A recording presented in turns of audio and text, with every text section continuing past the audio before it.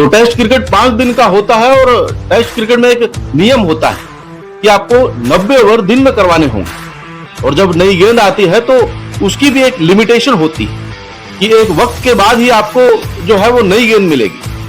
अक्सर आप देखते हैं कि नई गेंद का इस्तेमाल होता है, नई गेंद का इंतजार किया जाता है और जैसे ही नई गेंद आती है मैच कहीं ना कहीं पलट जाता है।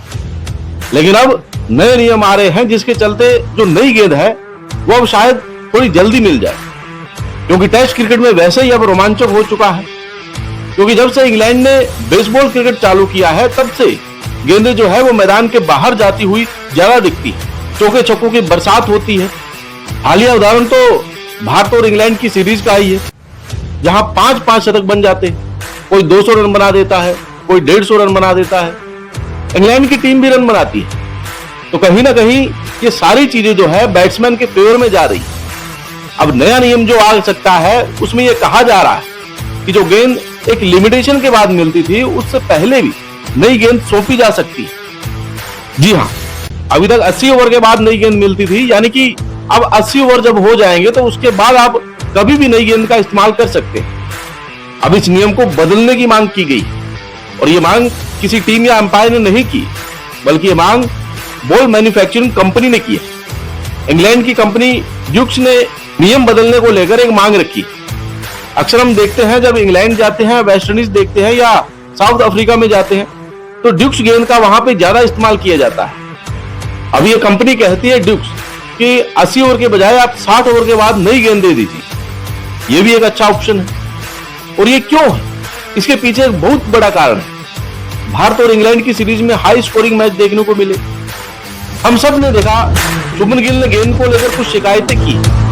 उन्होंने कहा कि पिच से ज्यादा नरम तो गेंद हो जाती है, जल्दी खराब हो जाती है। तो ऐसे में यहाँ पे तो आप 20 ओवर तक अटैक करते हो, उसके बाद आप बड़े डिफेंसिंग मोड में आ जाते हैं। और उन्होंने कहा कि गेंद की शिकायत जो है वो इसलिए भी की है क्योंकि यहाँ पे हमने बहुत बार देखा था कि गेंद बदलने की मांग की गई। लेकिन अब ड्यूक्स क्या कहते हैं, जो कंपनी है वो कह रहे हैं कि देखिए गेंद की शिकायत करना तो अब एक ट्रेंड बन चुका है, फैशन बन चुका है।